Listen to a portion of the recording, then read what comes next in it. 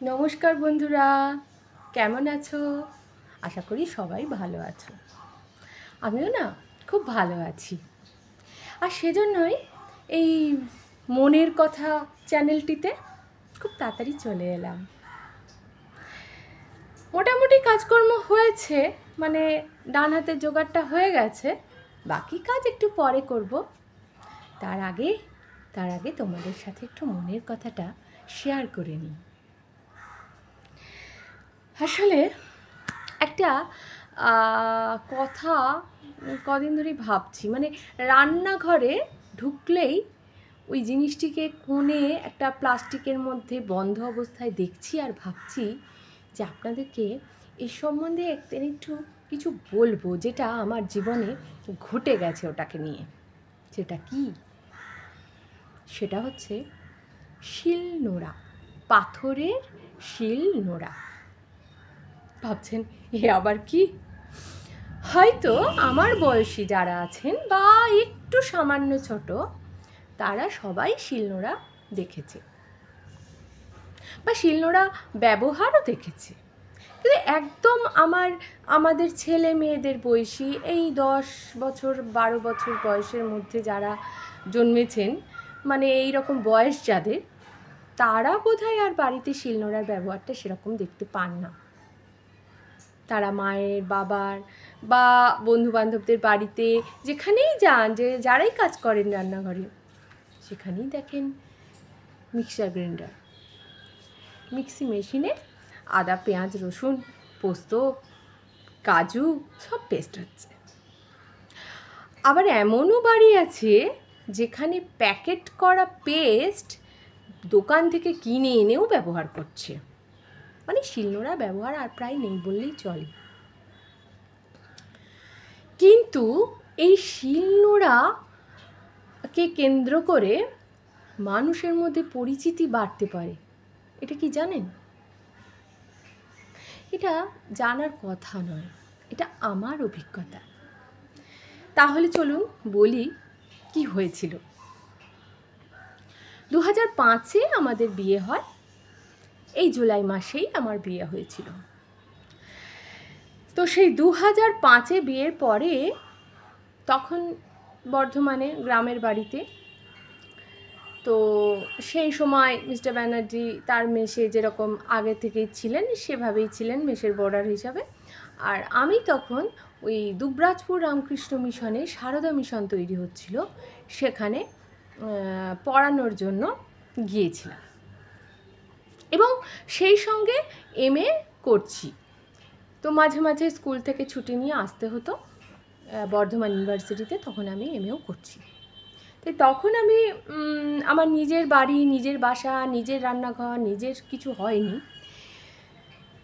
কিন্তু 2006-এ এপ্রিল মাসে যখন আমি বেলঘরিয়ায় আসি, তখন আমার নতুন একটি ঘর হয়।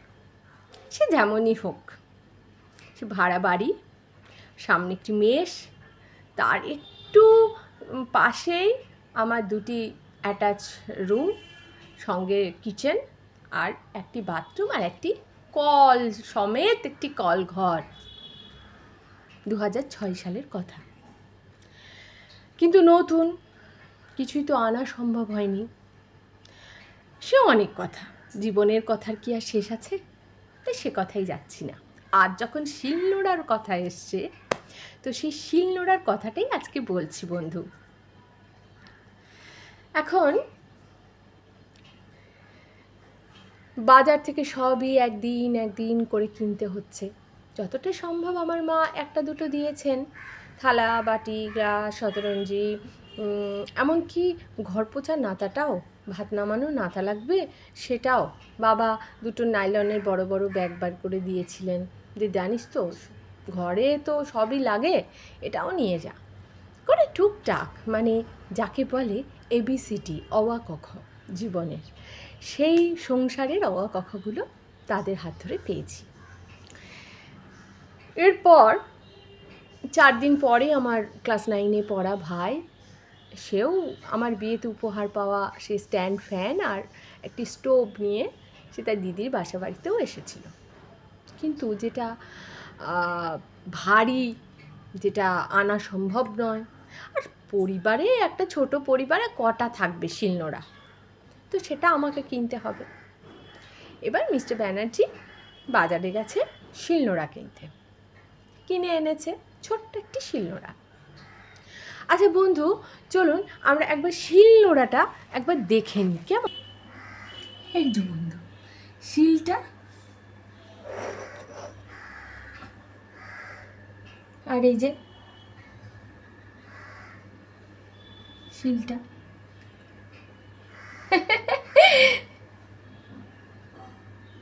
এই যে হচ্ছে সেই শিলটা আর নোড়াটা। তো বন্ধু, এই শিলনোড়াটা কেনা হয়েছিল, কিনে এনেছে, থাকা হয় 2-4 বছর পরে, 4 বছরও নয়, 2-3 বছর পরে, তখন আমার ছেলেও এসে গেছে। ছেলে খুব ছোট, তো তখন কি হতো, উইকেন্ডে একটু দক্ষিণেশ্বর বা ধরুন একটু কাছে পিঠে কোথাও একটু ঘোরার জায়গা, কিংবা মার্কেটিং, তখন তো সবই লাগতো। মাঝে মাঝে দোকান বাজার করতেও হতো, তাই একসাথে ছুটির দিনে সবাই মিলে বেরিয়ে পড়তাম। অনেকটা টাইম নিয়ে সে মার্কেটিংগুলো হতো। ওরকম একটি ইলেকট্রনিক্সের দোকানে গেছি, কিছু বাসন বা কিছু জিনিসপত্র লাগবে বলে। এবার কেনাকাটা হয়ে গেছে, ফিরছি, তখন সামনে মনে হলো দেখে নিউ কাপল, তো তাদের হাতে একটা বড় চটের থলি, আর একটা হ্যান্ডেল সেই মিস্টার ধরে আছেন, আর মিসেস আরেকটা হ্যান্ডেল ধরে আছে। কম বয়সী দুটি মানে মানুষ, তারা নিউ কাপলই মনে হলো দেখে। তো হঠাৎ সেই জিনিসপত্রগুলো আমার হাতে ছিল, ব্যাগ ট্যাগগুলো, আর আমার ছেলে তখন তো ছোট, অত হাঁটতে পারে না, তাই জন্য তার বাবার কোলে আছে। তো মিস্টার ব্যানার্জি সেই ছেলেকে নিয়ে একটু আমার সাথে সাথে হাঁটতে হাঁটতে দেখি হঠাৎ হন করে একটু এগিয়ে গেল, এগিয়ে গিয়ে এরকম করে উকি দিয়ে সেই ব্যাগটির মধ্যে উকি দিয়ে দেখলো তাদের কি আছে। দেখে ছেলেটির কাছে গিয়ে বললো, ভাই শিলনোড়া কিনলে? ছেলেটি ভীষণ অপ্রস্তুত হয়ে গেল, জানেন, হয়তো রাগও হয়েছিল, এই কী রে বাবা, রাস্তায় যাচ্ছি জিনিস কিনে, এরকম লোক তো দেখিনি কখনো। সে হেসে উত্তর দিল, হ্যাঁ দাদা, বুঝবে, এ কি ভারী আর কি এর পেশায় ক্ষমতা, বুঝবে, বলে সে পাশ কাটিয়ে মিস্টার ব্যানার্জি চলে গেল। সেই ছেলে মেয়ে দুটি, মানে ওই কাপলরা হাঁ করে তাকিয়ে রইল, মনে মনে নানান রকম হয়তো তারা ভাবলো, সেটা আমি বুঝলো, কি করার নেই। আমিও চুপচাপ পিছন পিছন চলে এলাম, হয়ে গেল কথা। বেশ কিছু বছর পরে, তাও প্রায় ধরুন 10-11 বছর পরে, একদিন 2011 সাল, ঠিক বলেছেন, মনে পড়ে গেছে, 2011, ওই দোকানটিতে কিছু জিনিসপত্র কিনতে গেছি। আবার গেছি, দোকানটা অনেক পুরনো এবং রিজনেবল প্রাইসেই পাওয়া যায়, এবং আমার বাড়ির খুব কাছাকাছি ওটা। তো সেই কিনতে গিয়ে হঠাৎ পিছন থেকে একটি ছেলে মিস্টার ব্যানার্জির কাঁধে হাত দিয়ে বলছে, দাদা ভালো আছেন, চিনতে পারছেন? মিস্টার ব্যানার্জির মাথায় সবসময় থাকে কি, ও তো অনেক বছর মিশেছিল, তো সেই মেষ সূত্রে হয়তো কোনো ছেলে টেলে হবে। বলছে, না ভাই, চিনতে তো পারছি না, কোথায় দেখা হয়েছে বলুন তো, বা কোথায় থাকেন আপনি? তখন সেই ছেলেটি পরিচিতিটা দিচ্ছে, শুনুন। বলছে, দাদা, অনেক দিন আগে আমি শিলনোড়া কিনে যাচ্ছিলাম বাড়িতে, তো সেই শিলনোড়াটি দেখে আপনিই আমাকে বলেছিলেন যে এর ভীষণ ভারী হবে আর এর পেশায় ক্ষমতা সাংঘাতিক। তো সত্যিই দাদা, সংসারের পেশায়, বড্ড পেশায়, এই বলা বলি করে, নানা রকম হাসি ঠাট্টা করে, সৌধার্য বিনিময় করে ওরাও চলে গেল, আমাদেরও দোকানে কেনাকাটা কমপ্লিট করে বিল মিটিয়ে বাড়ি চলে এলাম। সেই থেকে ভাবি যে একটা শিলনোড়া মানুষের মধ্যে পরিচিতি করতে পারে, এটাও শেষ কথা নয়। শিলনোড়াটি যে দোকানে কিনেছিল মিস্টার ব্যানার্জি, সেই দোকানটিও বেলঘরিয়া বাজারে প্রচুর পুরনো একটি বাসনের দোকান এবং অনেক বড় দোকান। আর সেই দোকানে আমি অন্তত বরাবর দেখি তারা স্বামী স্ত্রী বসেন, এবং ইদানিংকালে দেখতাম যে বৌদি সব কিছু হ্যান্ডেল করতো, দাদা সেই এক কোনায় বসেই থাকতেন, বয়স হয়েছে তো বৌদির দোকানই আমরা বলতাম। তো সেই দোকানে আমার ছেলের পৈতের আগে 19 সালের এই নভেম্বর কি ডিসেম্বর মাস হবে, তখন গিয়েছি, কিছু পৈতের জিনিস লাগবে, ঠাকুরের বাসন তো আর এত নেই, আর বড় বড় জিনিসও নেই, তাই বড় গাছা প্রদীপ, একটু ডগ ফক, তারপরে ওই যে জল সইতে যাওয়া হয় সেই জল সইতে যাওয়া 2টি সমান মাপের কলস, এগুলি সব লাগবে। তো সেই জন্য নিজের করে একটু কিনতে গেলাম। সেখানে গিয়ে সব বিল টিল করার পরে সে কলস দুটি কোনো ওজনে দাম নয়, এমনি ফিক্সড প্রাইস। তো লাস্টে বিল করার পর মিস্টার ব্যানার্জি বলল যে বৌদি এতগুলো জিনিস নিলাম আর এত বছর ধরে নিচ্ছি, একটু কম করুন কম করুন। কিছুতেই করলো না, বললো না দাদা আমরা এত লাভ রেখে বিক্রি করি না, যা প্রাইস তাই নিই, আমাদের লাভ নেই, আপনি তো কিনছেন বলছেন, দেখেছেন আমাদের জিনিস কোনো দিন খারাপ হয়, যা বলার সে বলছে, কিছুতেই কমালো না। 2-3 মিনিট কথা কাটাকাটি চললো। অবশেষে মিস্টার ব্যানার্জি বলল বৌদি প্রথম সংসার পেতে শিলনোড়া কিনে নিয়ে গেছিলাম আপনারই দোকান থেকে। বিশ্বাস করবেন না, সেটা শুনে আকাশ ফাটা হাসি হেসেছিল সেই ভদ্রমহিলা দোকানদার মানে বৌদি, হা হা করে হাসি, বলল দাদা এরপরে আমি বাধ্য হলাম 20 টাকা ছাড়লাম। শেষমেশ রফা করে মিস্টার ব্যানার্জি বললেন 3টে মানুষ তো, এখন তো ছেলেও বড় হয়ে গিয়েছে, তাই বাড়ি যেতে টোটো ভাড়া 30 টাকা লাগবে, তা আপনি 30 টাকাটাই ছেড়ে দিন। বৌদি বিনা বাক্য ব্যয়ে সেই 30 টাকাটাও ছেড়ে দিল। মানে একটি শিল নোড়া ছাড় অবধি ঘটাতে পারে। জিনিসপত্রের ছাড়ের জন্য শিলনোড়ারও পরিচিতির প্রয়োজন হয়। শিলনোড়া মা লক্ষ্মী বটে। আপনারা মানুন আর না মানুন, আমার জীবনে যে ঘটনাটা ঘটেছে তারপরে আমি আর শিলনোড়াকে হুচ্ছাই করি না। শিলনোড়াটিকে হ্যাঁ পরিষ্কার করে প্যাকেটে রাখি, সেই শীতলা ষষ্ঠীর দিন একবার বের করে কাপড় দিয়ে মুড়ে রাখতে হয়, হলুদ কাপড় দিয়ে, সেটাও করি, পুজো করি, কিন্তু আমি মনে মনে তাকে ভীষণ শ্রদ্ধা করি। কোনো পৌরাণিক কারণ নয়, কোনো ধর্মীয় কারণ নয়, আমার নিজের জীবন দিয়ে, আমার নিজের জীবনের অভিজ্ঞতা থেকে।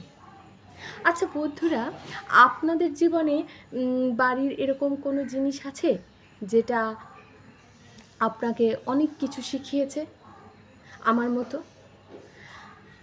আমার আরও একটা রিয়েলাইজেশনের পরে হয়েছিল, সেটা হচ্ছে যে এই যে আমরা বাচ্চাকে বকি না পরীক্ষা দিয়ে আসার পরে, যে হ্যাঁ রে তোরা এত সোজা সোজা ছিল, ওই যে আত্মকাহিনী ছিল, তা এগুলো থাকতে তুই কেন ওই কঠিন রচনাটা লিখতে গেলি? আমি না এই 19 সালের পরে আর বলি না, জানেন তো, কারণ আত্মকথা লিখতে গেলে একটা অভিজ্ঞতার প্রয়োজন হয়। ওরা ছোট বাচ্চা, স্কুলে পড়া মুখস্থ করে লেখে, আর সেটুকুর মধ্যে যেটুকুন বুদ্ধি খাটাবার সেটুকু খাটায়। জীবনের অভিজ্ঞতা তো ওদের হয়নি, হতে দিন না, ওদের অভিজ্ঞতা হতে দিন, ওরা সুন্দর আত্মকথা লিখবে। এই যে pen, pencil, school bag, cycle, জুতো, আমার মতো শিলনোড়ার আত্মকথা হয়তো কোনো দিন দেবে না স্কুলে, কিন্তু হয়তো হতে পারে সেই জুতোটার সাথে বা সেই পেনটার সাথে তার অনেক কিছু স্মৃতি জড়িয়ে আছে। তখন দেখবেন ও গড় গড় করে 4 পাতা আত্মকথা লিখে দিতে পারবে ওই পেনটাকে নিয়ে। তাই ভাববেন না, চিন্তাও করবেন না যে আমার ছেলে আত্মকথাটা লিখতে পারে না, যদি রচনা কমন না পায় কি করবে, এগুলো একদম ভাববেন না। আমি আমার নিজের জীবন দিয়ে বলছি, আমার ছেলেকে দিয়েও আমি দেখেছি, আমিও বকেছি, কিন্তু আর বকি না, আর বকার কোনো ইচ্ছেই থাকে না, কারণ নিজের জীবন দিয়ে আমি দেখলাম যে অভিজ্ঞতাই হচ্ছে সেরা শিক্ষা। তাই করুক, লেখাপড়া করছে করুক, যেমন পারে লিখুক, ভালো মানুষ হোক। সেটাই আগে চাওয়া দরকার। তো বন্ধু, আজকে আমার শিল নোড়ার যে অভিজ্ঞতাটা আপনাদেরকে সঙ্গে শেয়ার করলাম, কেমন লাগলো? ভালো লাগলে নিশ্চয়ই একটা লাইক, একটা কমেন্ট, একটা শেয়ার নিশ্চয়ই করবেন। ভালো থাকবেন, ভালো রাখবেন। আবার দেখা হবে কোনো একটি পরের ভ্লগে। কেমন? নমস্কার।